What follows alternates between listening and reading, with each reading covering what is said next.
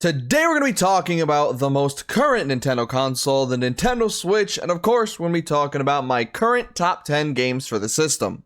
Like I've said, for every top 10 that I'm doing for right now, there will be without a shadow of a doubt some games that you may have in your top 10s that I don't, since I haven't played every single game on the Switch. However, I will say that I have had a Switch almost ever since it came out, and since then it has been the system that I have played the most. So I have a lot of love and respect for this system, and I'm just excited for whatever the next system that Nintendo comes out with. Either way, let's get into my top 10 current games for the Nintendo Switch.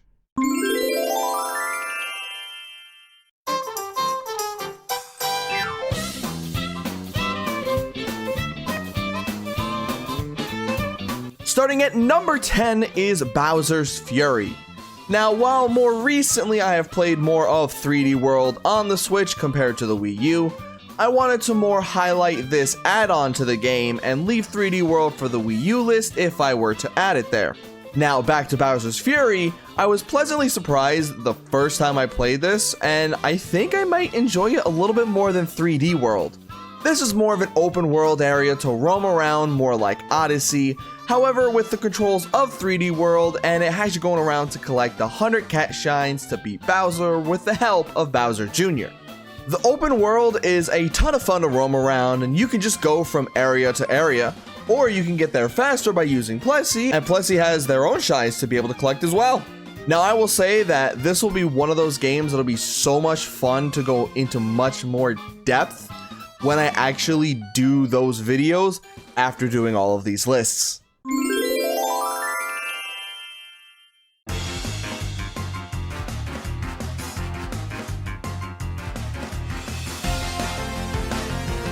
Coming in at number 9 is Pokemon Scarlet and Violet. I will say right now that the graphics of this game aren't the best. Some parts of this game can look really nice. However, there are those that look like ass and have frame rates that are just not what you want. However, being the first true Pokemon game with more or less an open world to explore to collect your Pokemon in and battle the gyms is what I've been looking forward to, and I'm glad that we finally have gotten it. One thing that I do wish that this game had that it doesn't is the ability to do the gyms in any order we want, and then to have the rest of the gyms scale to however many badges that we have. Because if that were the case, it can make the replayability of this game so much better. Now, I do like that there are 3 different quests in the game, and you can decide if you want to ignore 2 of them until the end, or if you want to do them all at the same time. But of course, if you wait to do them, you'll have the chance to be so overpowered for them that it just doesn't even feel like a challenge when you actually get to doing them. I will say that I do like the terrestrialization mechanic, and of the ones that they have added, I would prefer either this or Megas to be the ones that come back into the main series in the future.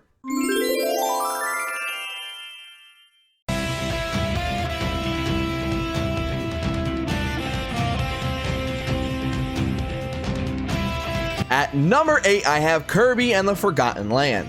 This is the first 3D Kirby platformer, and while it may not be up there for me like Galaxy 2, it's still a ton of fun. Kirby really feels good to control in 3D, and the only complaint that I think I have for the controls is that I wish Kirby was just a tiny bit faster, but that's a very tiny nitpick for me. The power-ups are fun to use, especially the ones that I love using most, being the sword ones and the fire ones. Also, the fact that you can upgrade each one once, twice, or sometimes even 3 times, and if you upgrade them and feel like the earlier version is better, you can still use those. I will always appreciate games that give you upgrades for different power-ups and different mechanics, but then allow you to use the earlier version if you just so choose to do so. That in itself just makes the game a lot more enjoyable and much more replayable with the ways that you can play the game, since you can do a full playthrough with the lowest power-ups, or you can mix and match all you want, and I appreciate the game for that. Oh, plus the bosses are also really fun to fight with, again, whatever power-up you really want to use.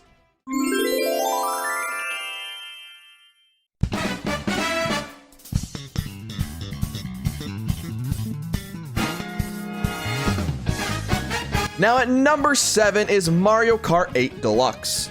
This is without a shadow of a doubt my favorite Mario Kart. The fact that in this version of Mario Kart 8, we have all 48 tracks from the original and its DLC, along with the DLC characters, and we have 48 more tracks and 8 more characters to play as is kinda wild to me, since it was free for those who had the higher tier of NSO. All of this, plus the ability to hold 2 items at one time, even though it's not as good as the way that Double Dash allows you to hold 2 items, it's still nice, and the fact that the battle mode was fixed compared to how it was in the original Mario Kart 8 just boosts it a bunch over it. Now, that's not to mention that this and the original Mario Kart 8 are also the first games in the series to introduce 200cc, which, while chaotic, can be a bunch of fun if you're playing on the correct courses. I also forgot that for, I believe, the first time, you can make your own custom item configuration. Like, things in this game just keep popping up in my head that are in this game that aren't in others, or just make it better than the others. But I gotta say, the fact that I'm praising this game this much, and it's only number 7, should show you how much I enjoy the 6 games that are ahead of it.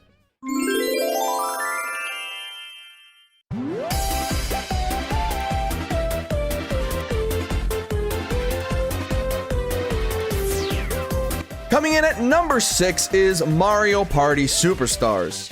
This is the Mario Party that I've always wanted ever since I was the kid.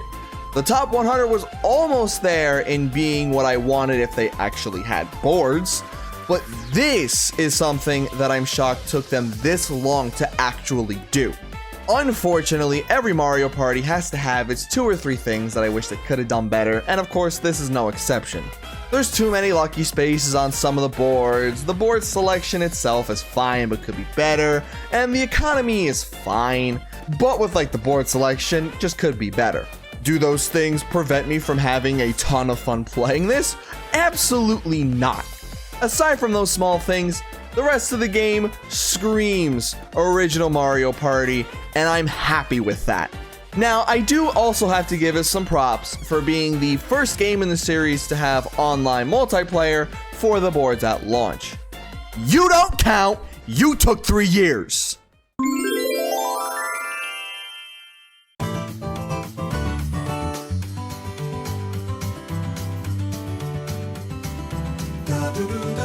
Starting the top 5 is Super Mario Bros. Wonder. This game just oozes with a ton of personality, with the graphics, and just how expressive all the characters look while just doing about anything. This was also the first 2D Mario that I legitimately was looking forward to, probably since the one on the Wii. The others were fine looking to me, but this just looked like they were actually genuinely trying and not just continuing the new Super Mario Bros. Series for the 5th game in a row. Now, obviously, the biggest thing here are the Wonder Seeds. They have so much variety in how they add to the levels themselves, where one could completely change the level, and others could have you go watch a whole musical with piranha plants singing their hearts out for you. There's also 12 characters that you can choose from, and while 4 of them are Yoshis, 1 is Nabbit, and all of them are technically considered the easy characters, the fact that there's that many in a 2D Mario game to begin with is insane. I would be fine if they decided to do like a Wonder 2. The only thing I ask is that they keep things fresh with the Wonder Seeds and just allow us to use Yoshi with the power-ups.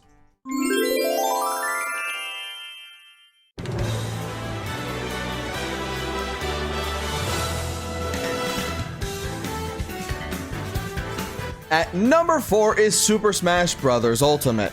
This is the best feeling Smash game to me in the series. The fact that it's the best feeling one, plus it has every character in any Smash game ever, is already a huge compliment for the game. Not to mention, some of the characters that were announced for the game and were DLC for it are also some of the most unique ones in the series, makes them just so much fun to use.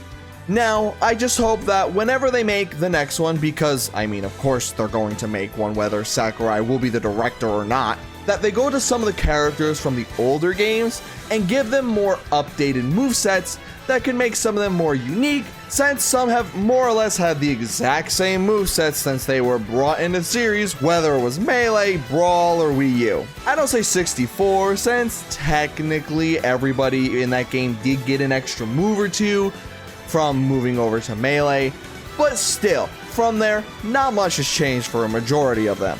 The other big thing in this game for me is the World of Light. While it's much more battle related compared to how the adventure mode and subspace worked in prior games, it's still a bunch of fun to go through, and I remember that when I got this game for Christmas in 2018, I played through the entire World of Light straight for like 2 or 3 days in a row.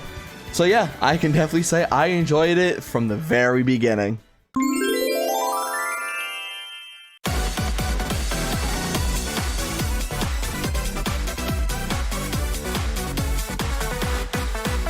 Now at number 3 is Paper Mario: The Thousand Year Door Remake. For those who maybe wondered where this could have been in the GameCube list, well, on this system was the first time that I fully finished it, so I wanted it to be here.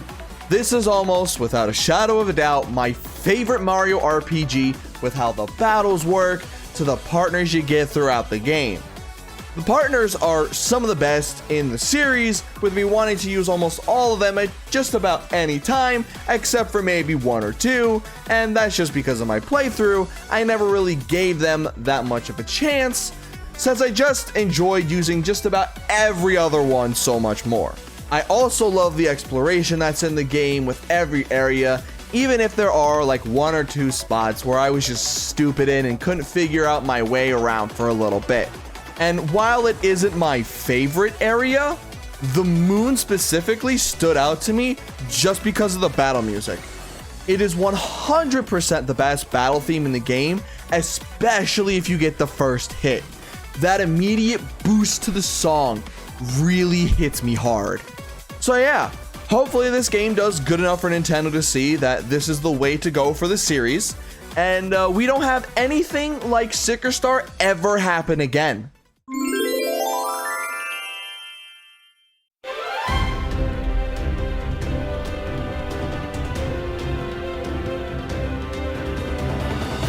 At number 2 is Super Mario Odyssey. This was the true sandbox Mario game that most 3D Mario fans were hoping to get after going from some sandbox with 64 and Sunshine, to more linear with the galaxies, to just straight up 2.5D with 3D Land and 3D World. Whether you like or dislike this game because of some interesting moon locations, I think most of us can say that this is the 3D Mario game with probably the best movement for Mario. There's so many options that come back from the older games, use Cappy in a ton of different ways, or just straight up copy Sonic's Spin Dash. Speaking of Cappy, that's a big thing where you can control a bunch of enemies and other objects with Cappy to more or less just play like them and try to figure out puzzles with them to get moons. While I think that there are honestly too many moons that are a little too easy to get, whether it's the ones that you buy with your coins or the ones that are just out in the open, if they can tone those down if they decided to do an Odyssey 2, it could help make it one of potentially the best 3D Marios.